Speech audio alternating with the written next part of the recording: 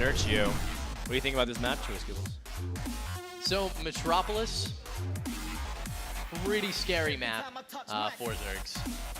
There's a lot of possibility. Whether you're looking old school 4 gates or 4 gate +1 Zealot, whether you're looking at the now becoming the new school but formerly old. It's like a melding between the Sentry Drop and the Zealot, the 4 gate Zealot. I mean, the middle age crisis school. the balding. I call it the Will It blend. All right. Big shout out to one of my favorite YouTube series. It's just dumb but awesome. But you know, Naniwa, he did that last game. So will he repeat? I don't know. It did work out for him. That's right. Naniwa has the right ideas, Kibbles. Can he put them into realization against one of the best European Zergs? It's Nerchio versus Naniwa. Game number 2 with Frodan and Kibbles, and this is IPL. IPL 5.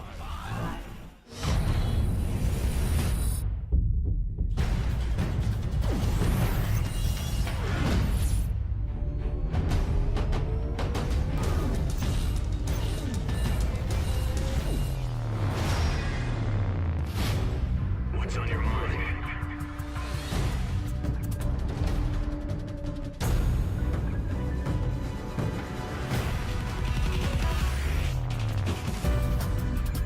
Welcome to IPL 5 Metropolis.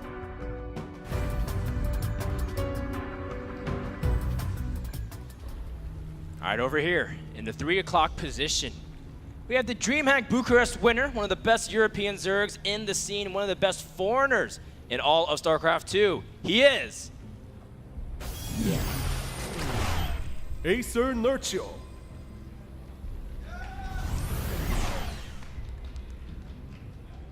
Nerchio, donning that green Acer uniform along with MMA this weekend. And over here in the bottom center, the blue Protoss. One of the most beloved and controversial figures in all of StarCraft 2, always advancing far in whatever tournament he plays in. The Swedish Protoss is known as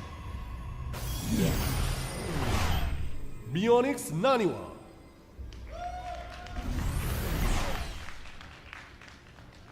All right, so getting on to Metropolis, you know, you can do anything on this map. You really can.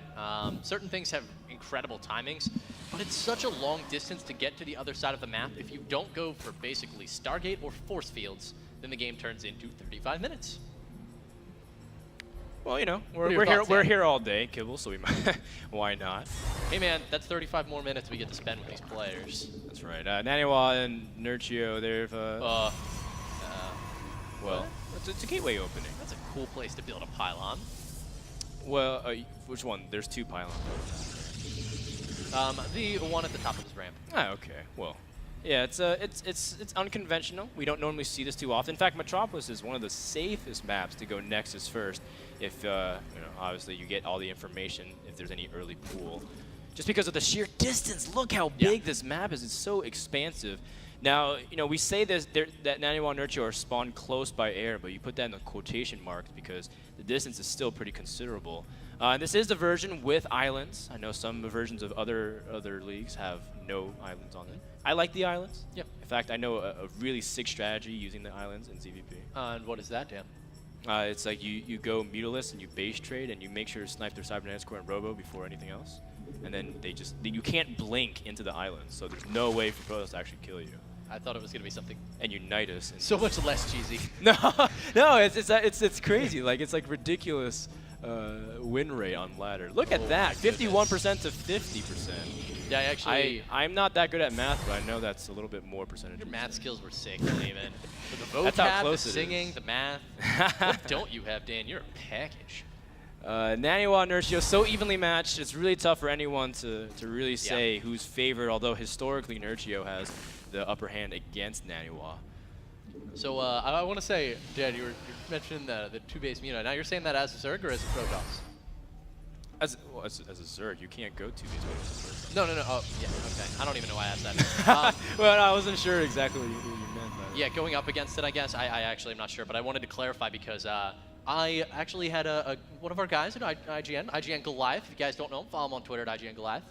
But he recently started having me go 2-base Mutaman, and I was stuck in like that area right below top 8 Masters, and then all of a sudden I was like instantly top 8 Masters, won 7 consecutive games. But let's see if Nerchio here can win 2 consecutive games, guys. He's got a lot of Zerglings out on the map right now. Just notice this, and he's going to be pressuring down on Naniwa, who does have a sentry in place though, Dan. Will it be enough? I mean, he knows that his opponent is going for a gateway expand. He knows that he shouldn't have too many units. Naniwa should be able to force field and trap himself. Wow. Very nice, but that exposes him his Nexus. You know, the Zerglings can just surround it and immediately try to pressure off of it. Now, Naniwa does have 2,000 hit points to work with, both in shields and in life. But Naniwa's running out of time, and Nerchio is doing the right thing. This is particularly why people didn't like one-gate expands after a while, because you're not really safe against this. And just like that, Naniwa loses a huge portion of his ability to produce any economy. The pylon goes down. He can't see the gateway count, which is insanely important right now for Naniwa, who has 5 warp gates on the field. That Nexus, yes, it did go down, but this is quite some trickery coming out, because Nerchio will not expect Naniwa to already have 5 gates on the field, to already be ready to warp in over at his side of the base. The pylon has completed. You can see it up on the high ground, and we've got 3-4 Zealots coming in right now into Nerchio's base. Yeah, but I mean, Naniwa also has to worry about back at home. He had to warp in some units, so it's not as optimal as possible. And Nerchio knows what's up. He sees units, he sees no expansion, so he knows his opponent is going for some kind of one-base play. He's waiting for his Roach Horn to finish.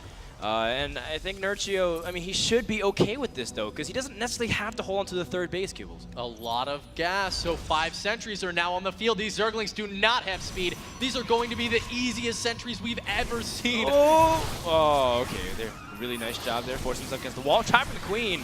That's always nice, too. Nerchio making some roaches. Naniwa does have some significant amount of units out into the field. And you know what? Naniwa has the right idea too. He doesn't necessarily have to go for the third, just wants to go for the jugular, go straight into the natural, and he can force through the ramp. Nerchio's not prepared. He's letting him go up the ramp. I'm so afraid right now for Nerchio. More pylons going down for Naniwa. This is an incredibly large quantity of sentries, guys. They're going to have so many force fields to throw down over and over again, and in the meantime, Nerchio is losing a lot. Nerchio also trying to cut out the reinforcement path, though. Naniwa doesn't have a pylon he can warp in really closely. You see that Nerchio is running with the drones. He can send them to the third base. Meanwhile, Naniwa also trying to just push up the ramp, kill off this hatchery, see if he can get a good position. Naniwa's also on the borderline of getting supply blocked, although he did lose some units there, so not terribly in danger there. But still has to be very cautious, because if he loses his units, that's it, Kibbles. That is so beautiful out of Naniwa. Nerchio actually doesn't know about the other one, but guys, force field's going down. The engagement is happening. The engagement that will decide if Nerchio wins this game or not. Sentry's killing off lots of drones, lots of Zerglings as well. A Roach being taken out. And meanwhile, these 3 Zealots over at the third base of Nerchio have driven away all of the drones once again. More warp-ins at this third as well. And Naniwa in complete control. His arm supply is much bigger. No, Nerchio lost so many of his drones. 17 drones, that's barely enough to saturate your mineral line. And Nerchio looks like his supply is looking very weak. He can't really even face off. Doesn't even matter if there's no energy on these sentries. The sentries are just fighting the roaches pretty alone. GG, and Naniwa ties up the series with an old school build. Wow, Naniwa evening it out.